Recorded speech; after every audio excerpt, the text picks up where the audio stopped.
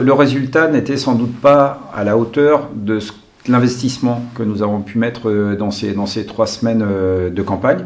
Pour autant, nous avions un objectif clair, c'était de terminer en première position. C'est ce que nous avons fait.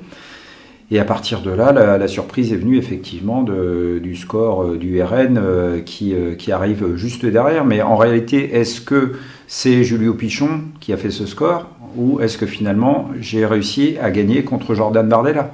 Parce que dans un certain nombre de communes, que ce soit à Ancenis, que ce soit à Ruffinier, que ce soit à Vallon-de-l'Herte, des électeurs ont demandé où était le bulletin Jordan Bardella. Ça dit bien le grand état de confusion dans lequel se trouvent aujourd'hui les électeurs et les électrices avec ces stratégies et ces politiques qui jouent avec le feu et qui finissent par faire de toutes les élections un seul et même scrutin, toujours plus ou moins rattaché à l'élection présidentielle.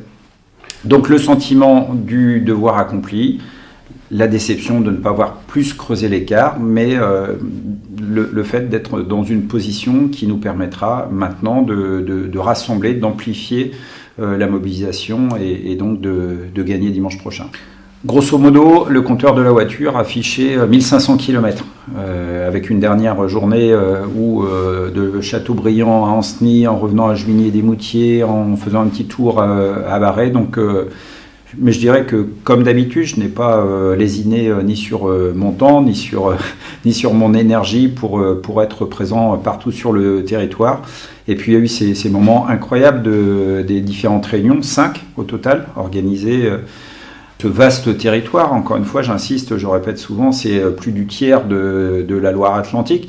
Comprendre ces bassins de vie et ce territoire finalement complexe où, entre le pays de Redon, le pays d'Ancenis, le pays de Châteaubriand, nous avons des problématiques parfois différentes. À vrai dire, j'avais appelé de mes voeux un débat, donc il aura peut-être lieu ce mercredi sur France 3, puisque je pense que c'était quand même utile dans une élection comme celle-là, de pouvoir échanger à la fois sur les enjeux locaux, mais aussi sur les enjeux nationaux, puisque c'est un mandat national. Nous sommes élus à l'Assemblée nationale pour faire la loi. Mais évidemment, ça ne peut pas se faire sans un lien fort avec le territoire, sans un vrai ancrage qui autrement rend le métier de parlementaire assez hasardeux.